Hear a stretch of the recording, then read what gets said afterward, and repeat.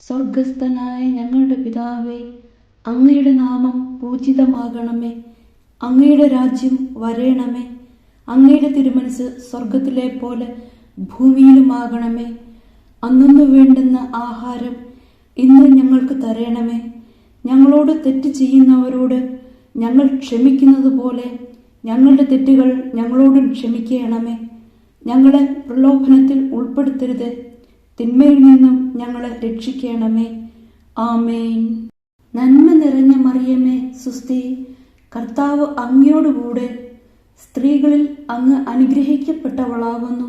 അങ്ങയുടെ ഉദരത്തിൻ ഫലമായ ഈശോ അനുഗ്രഹിക്കപ്പെട്ടവനാകുന്നു.